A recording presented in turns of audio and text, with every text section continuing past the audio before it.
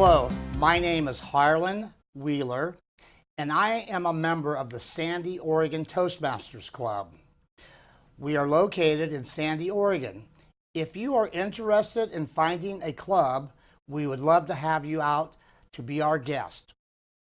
Tonight, we are speaking not only with a brilliant Toastmaster, but a brilliant writer and a friend of mine, Mr. Steve Winkler. Mr. Steve Winkler, welcome to the show. Nice to see you again, Harlan. It's my pleasure. Now, Steve, when I first joined Toastmasters, I was really intrigued by listening to your speeches and your vocabulary. So, fast forward 5 or 6 years, when I was working on my book, my book, I kept thinking about your speeches and your vocabulary. And I came to you and asked you for help on that. So how was your experience with that help on that book? Well, Harlan. And how did it relate to Toastmasters? Well, the assignment that you gave me eventually, you had this book, a Zombie Guide to Self-Help. And what you were actually looking for was someone to maybe make it more readable, to upgrade the vocabulary, to make it more colorful, to maybe organize your thoughts in a more coherent way. So that the idea was to make it more enticing for the reader to read and enjoy, and hopefully to take it one step further and getting them to actually buy the book. So that was the gist of my efforts, and I plunged into it, and we worked together back and forth, submitting ideas, and it was an exciting project, which I enjoyed. And it was my pleasure as well. And apparently, what you did helped because it prompted to become #3 on Amazon, which I know I couldn't have done without you. So thank you very much for that. Well, the fact that it became #3 was astonishing, and that was really gratifying because it was a vindication that my efforts worked. And the thought of having my help actually do this was very gratifying and very, very, very rewarding. In fact, when you gave me a copy and I opened up the book and you acknowledged my contributions by saying this book could not have been possible without my help, that just set me on cloud 9. So, well, it's true. Well, I really appreciate that. And again, it was really my pleasure. Yeah. So let's regress to about 5 or 6 years ago when I joined Toastmasters. Right. You were the person I wanted to emulate. When I heard you speak, and from then and up until now, you were always the go-to person whenever we needed an additional speaker, somebody who didn't prepare, an impromptu speaker, and you had to do what we call an elevator speech, just pull it out of the back of your pocket. Right. And everybody was excited to have you give the speech because you're so articulate, your vocabulary is amazing, and you always seem so organized, even though you could not have possibly studied because you didn't know that you were going to be tricked into giving the speech that night. So what has Toastmasters done for you before that you joined that you couldn't have done without it? Well, that's an interesting question, Harlan. One of my jobs involved speaking in front of professional groups to explain the services that we were offering. At first, I had some trepidations about doing this because I never really spoke in front of a group before. I didn't know if I had the qualifications or the expertise to do this. And sure enough, when I started speaking, I found myself stammering, faltering, groping for words. And it was, let's face it, an unmitigated disaster. So I decided then and there I needed some help. So what prompted you into actually showing up the first? Well, what was the thing that prompted you to say, okay, I'll take the step, I'll take the leap? I didn't know where to go. And then a neighbor approached me one day, lo and behold. It turns out he was a member of Toastmasters. And he explained what Toastmasters was about, and he suggested that I attend a meeting. I did. I listened. I sat in on my first meeting without really participating, and immediately I knew that this was the organization for me. They had the excitement, the energy, the knowledge, and I knew that I could learn and grow from them. And it's been a love affair since. I've really progressed, and I have to add that fear of speaking in front of groups has vanished, and that's something that's really gratifying for me. Now, I had the experience of one time I had to give a large speech at a funeral, and I got up and just turned white. And so did you have any deja vu as to why you needed to take Toastmasters, or what pushed you over the edge? Well, I knew that if I was going to continue giving speeches, my company would no longer send me out unless So it was your company. my company was So what saw happened there? improvement. So I told my company, look, let's take a hiatus, break from my speaking. I'm attending Toastmasters. I'm trying to become more adept at speaking. After I become sufficiently confident, maybe then you can send me out more additional speaking. And they agreed to this. Subsequently, I did more speaking engagements, and they were much more successful. People complimented me on my poise and my eloquence, and after that, I actually looked forward to speaking in front of groups. So it was your company puts you kind of on the spot. They were so kind to of the say. impetus for my doing Yeah, this, okay. right? Okay, so what advice would you give people who are considering joining a Toastmaster club? What advice? Well, you have to be motivated to, if you have a skill, but you think that it really needs improvement, and you're really serious about it, you have to be serious about it. And nothing comes easy without a commitment. If you're serious about improving your speech, I think this is one of the most easiest, the most direct entrees that's available. Come to a meeting, sit in on it. You have the option of participating or observing, either way.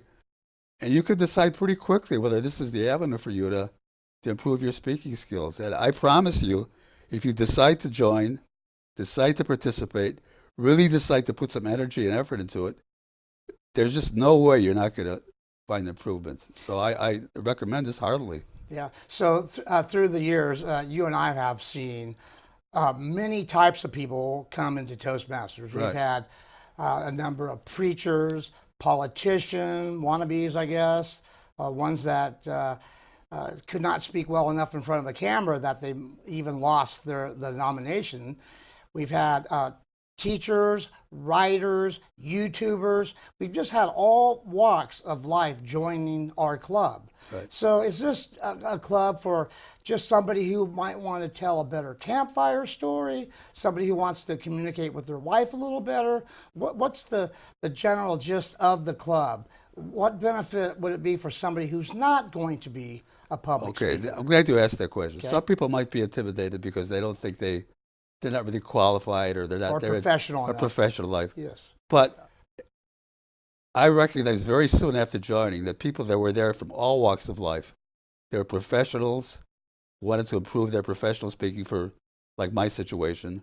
There were people who just wanted to be able to converse with their friends more coherently, more colorfully. There were people who wanted to just talk to their wife in a way that was more, maybe more discreet and more direct, less argumentative. There were people who wanted to be able to talk to their grandchildren. There's just a myriad of possibilities and motivations for people. It doesn't matter what your motivation is. The bottom line is speaking. And if you want to speak better, come to Toastmasters, give it a chance. And that's it. It doesn't matter where you are in life. It's where you want to go. Where you want to be. That's right. You know, I think when I first joined, one of the first things I did was on my way to my first club meeting, I had made up in my mind that if this club wasn't at least a little bit fun, if there wasn't some fun involved in this, then I was not going to join. Right. And I was amazed when I got there. I'm amazed every single day that I go there. Sometimes I feel like I just go to practice on my comedy routine, because we really do not only have a good time, but we have the best possible time supporting people. So how big of a deal is that to support people, but do it through humor and through kindness? That's a great question, Harlan. Some people think that Toastmasters, the whole idea is a very serious, somber process, rigid, right. And it's anything but. The people there, what I found, they were congenial, they were engaging, they were funny, and the bottom line is, it was fun. It was actually fun to come to a meeting. I found myself looking forward to coming because they were enjoyable. They weren't serious. They were impromptu. They were fun. And one of the tasks of the presiding officer is to provide a joke. So right away we get a little levity at the outset of the meeting. Right. Puts people in a good frame of mind. There's laughter. There's actual laughter, and people just seem to enjoy themselves. And that's an important component. essentially, Toastmasters is fun. It's not just a learning experience, a profitable learning experience, but it's fun, and you'll find yourself looking forward to coming back. Yeah, and like anything, if you enjoy it and you're having fun, if you're having fun, you're going to learn a lot faster, and it's going to take off all the pressure of you because you're having fun as you learn. Right. So now we've seen a lot of people come and go through Toastmasters. Right. To me, there seems to be this system where people will come for 3 or 4 months. They've learned enough to conquer their fears. They might have got enough knowledge to get to what they want to do, maybe like you were speaking at your company, Right. and then they go off on their own. But the people who stay after 6 months, it seems like we are such a family that we not only meet there every week, but we're all involved with each other's lives. Right. Is that like a second home to you, Toastmasters? It's a second help to me, but what I would add is everybody has their own timetable and their own schedule of what they want to do.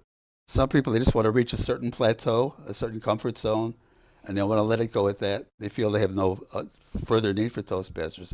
And if that's where they're coming from, fine. I have no argument. We're not there to coerce people to come back. Right. You know, it's up to them. We're flexible. If they do want to join, I think they will find after a while they will become a part of a family. I know. For me, Toastmasters is a family. It's like a second family, and it's one of the features of it that keeps me coming back. But again, it's up to the person. Everybody has their own needs, their own what they want to accomplish. If they want to come just for the sociability of it, it's there. If they want to come for the expertise and knowledge, it's there. It's up to you. Whatever is comfortable. Right. Like I said, fun, learning, and we have found that, like as you said, fun definitely facilitates learning. Absolutely. You know, one of the things that I learned in Toastmasters that I wish I would have learned earlier in life is everybody has different politics, different religion, different theories on this or that. And normally when we are in our little bubble of friends, we all seem to think alike. And we hang out with those who think alike. When I had to sit and listen to people who were on the other side of the fence that I was on, it was extremely hard emotionally and intellectually for me. So that taught me patience, a great patience to say, what do they really have to say? Is that anything that you can relate to? Well, I'm thinking one of our former Toastmasters, we call him the Dean of the Toastmasters, his name is Richard Rogers, not the composer, by the way. He used to say, Toastmasters is not a debating society. In other words, we're not there to convince anybody to take up to adopt a particular policy or an outlook. That's not what it's for. And on the other hand, we're not there to promote a contentious atmosphere where people get uptight and nervous because they don't agree with the position that's being expounded on. We try to make it comfortable. If you want to speak on a topic that's maybe a little controversial, we kind of hope that it's not going to be something that's going to arouse hostility in the people. Right. But on the other hand, we want people to be comfortable with listening to, accepting contrary positions to them, because that's how you learn. It doesn't mean that you have to adopt this position. Right. But listen, and that's another thing. Learning to listen to people with opposing views. Okay. Listening is a great skill, and it's a good point because I think Toastmasters promotes listening also. Right. Thank you, Steve. And I'll see you on the golf course. How's that? Well, that's great. I found that a golf course is a great way to talk about Toastmasters also. Thank you very much. Thanks. I enjoyed your company again. Thank you. Once again, my name is Harlan Wheeler. The book that Steve is talking about, you can find on Amazon.com, Quantum Change, A Zombie's Guide to Self-Help, or my website, harlanwheeler.com.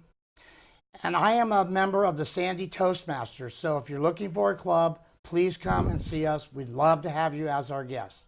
Thank you, and have a wonderful evening. Hi, and welcome to TV Toastmasters. I'm your host today. I'm Deb Hart, and I am the founder of pinksistas.org. I have with me today a good friend of mine. Her name is Dee Dee Anderson, and I can't wait to share Dee Dee with you today. Welcome, Dee Dee. Thank you. I'm so excited to be here. Thanks for having me. You are so welcome. I know you in so many different ways. Yes, you do. I know you from Restart. I know you also from Remedy, the band who Yes. played at our latest event, Pink in the Gorge. So tell me, who's Dee Dee Anderson? Who's Dee Dee Anderson? Are you ready? I'm ready. Okay. First, I'm a wife of 33 years. Wow, I that's am. remarkable, and congratulations Thank on you. that. Thank you. It's work, but worth it. We have 3 beautiful boys together, and they are amazing, between 21 and 30 years old. Blessed. And we have our first girl in the family, Frankie Rose, and she has us all wrapped around her little finger. She's our first girl, so we're going nuts over her. Grandchild? Grandchild, I'm Nana, and a little boy as well. So I'm a Nana. I am a school teacher. I teach college and high school, dance, PE, health, cardio conditioning. I am a dancer, choreographer, and the way we met, I'm a rock and roller. I play keyboards for Remedy, and I'm a backup vocalist, and you can look us up at remedytheband.com. And if you like classic rock, we're a great band. We just did your event. We had so much fun. And you wore pink. And we wore pink. It was so fun. It was a great event. Yeah, thank you for having us. That was a lot of fun. Yeah, thank you. Sure. So I also know you from Restart. Yes. I took the class this winter, and I learned so much. Can you share a little bit about Restart? Sure. Restart is a fantastic program. I think what makes it fantastic is that so many people don't know which way to start with health, where to start with health, where to start with nutrition. Should I be keto? Should I be a vegan? Should I be a vegetarian? What should I do? And really, if you don't know what you're doing, it can be dangerous. I am an NTP, another thing I did not share with you, nutritional therapist practitioner and a personal trainer. And what I love about Restart is that it's a really great place to start for health. It involves education, it involves a 21-day sugar detox, and it also involves a support group. If you don't know anything about sugar, sugar is just as addicting as alcohol. It is just as addicting as cocaine. And folks don't know what it's in. We are eating and ingesting so much sugar and not really realizing that we're eating so much of it. I learned so much. I learned for the first time in my life that I needed to actually look at a label. I had never looked at a label. And when I saw all the grams of sugar in all my favorite items, I too had some headaches with the detox, that 21 days. Right. But the support that I got from the other girls that were in the class and a guy in the class was amazing and helped me get through it. Right. And I, really, I learned so much. I just learned so much by meeting every week and, being an online class. I took it online at your house because I didn't want to go clear over to Vancouver where you were. Right. And it worked really well for me. Right. Some people actually, do a FaceTime or whatever. But Right. yeah, most of the time I was in the car doing something else. Right. But it worked 'Cause we're well. busy. That's awesome. I saw that you brought a couple of different items I in did, with you. and I brought these items just because that's one of my points. Is read the label. So we're specifically looking at sugar in a Restart. Restart for grams of sugar. For not Restart, just in general, as adults, we should have 24 to 36 grams of sugar a day. Average Americans are eating 88 grams of sugar, and that's average, so much more than that. And children should have no more than 12 grams of sugar per day, and unfortunately, they are having 128 grams of sugar. So I wanted to bring, a favorite snack for little ones. Fish crackers. This is something that I gave to my kids as well. Me too. There are so many ingredients in the crackers. We're looking at your labels. You want to look for the least amount of ingredients as possible when you're looking at labels, and watch for the sugar watch for the soy, watch for the corn, watch for the gluten. Those are all things that are really hard on the body. So I brought this because it's a favorite to give to our little ones. Yeah. I also brought the sports drink because it's something that I gave to my kids who were athletes, and I thought I was doing them a favor by giving them a sports drink. And the sugar is pretty high, and also a color and a number together is really poisonous to your body. So kids need water. They should be drinking water, and that's How much the way. water?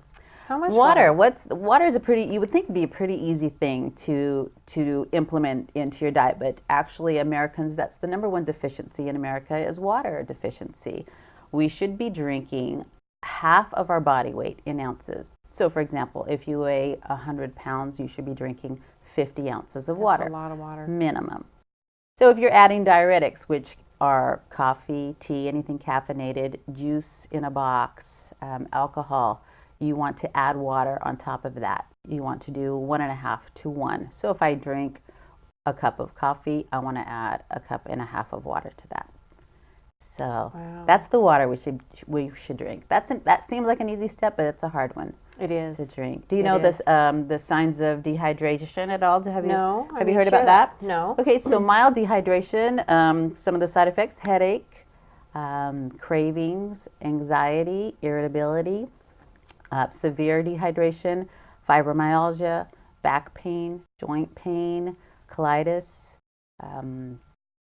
simple things that you would never relate to water, but they could be directly related to water if you're not drinking enough. Wow. So, Thank you. Sure, Thank you you're for welcome. sharing all that. You know, for me, I do retreats. They're free to about 70 women a year. They're breast cancer retreats.